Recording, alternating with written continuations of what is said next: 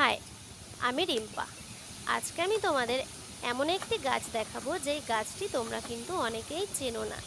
এই গাছটির নাম হলো হলুদ স্থলপদ্ম। স্থলপদ্ম তোমরা সবাই দেখেছো, নানান রঙের হয়। একটা হয় জবার মতো 5টা পাপড়ি মেলে হয়, আর একটা হয় থোকার আকারে। যেটা জবার মতো পাপড়ি নিয়ে হয় সেটা হচ্ছে একটা সাদা হয় আর একটা গোলাপি রঙের হয়। আর যেটা থোকা হয় সেই থোকা ফুলটাও কিন্তু একটা সাদা হয় আর একটা গোলাপি হয়। সাদা যেই থোকা পদ্মটা আছে সেটা সকালবেলাতে সাদা ফোটে। এবার যত বেলা বাড়তে থাকে রোদের তাপে সেই ফুলটার কিন্তু রং পরিবর্তন হয়ে যায়। সকালে সাদা রঙের হয়ে ফুটলেও ফুলটা কিন্তু বেলা বাড়ার সাথে সাথেই গোলাপি আকার ধারণ করে। আর আমি আজকে যে ফুলটি তোমাদের দেখাবো এই ফুলটি হচ্ছে হলুদ স্থলপদ্ম। গাছটা দেখতে একটু অন্যরকম লাগছে ঠিকই, কিন্তু আমি এই গাছটির এই নামটাই জেনেছি।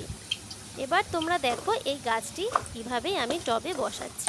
প্রথমে টবের আমি ছিদ্রগুলিতে ইটের টুকরো দিয়ে ড্রেনেজ সিস্টেমটা করে নিলাম। এরপর আমি এখানে নিয়ে নিয়েছি গোবর সার, আর গোবর সারের মধ্যে সামান্য পরিমাণে আমি 10, 26, 26, 60টি মিশিয়ে নিয়েছি ভালো করে। এবার আমি গাছটিকে খুব সাবধানে ওই গ্রো ব্যাগ থেকে বের করে নেব। এখানে কিন্তু গ্রো ব্যাগের মধ্যে ছিল না, গাছটিকে এখানে একটা টবের ভেতরেই বসানো ছিল। আমি সেই টব থেকে অনেক সাবধানেই আমি গাছটিকে বের করছি।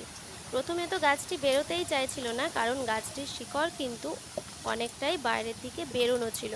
তারপর আমি গাছটিকে খুবই সাবধানে গ্রো ব্যাগ থেকে বের করে টবের মাটিতে ভালো করে চেপে চেপে বসিয়ে নেব।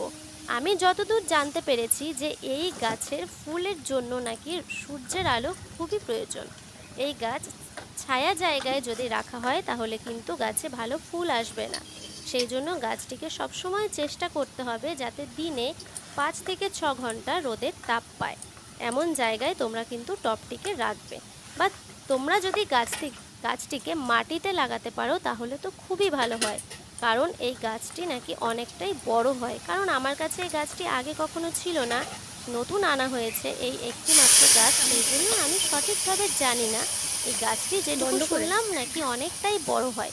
সেই জন্য গাছটিকে তোমরা যদি মাটিতে লাগাতে পারো তাহলে তো গাছটির বেড়ে ওঠার পক্ষে খুবই ভালো হয়। আমি এই গাছটিকে টবেই রাখবো। আমার কিন্তু গাছ লাগানো কমপ্লিট। ভালো লাগলে লাইক কমেন্ট করো।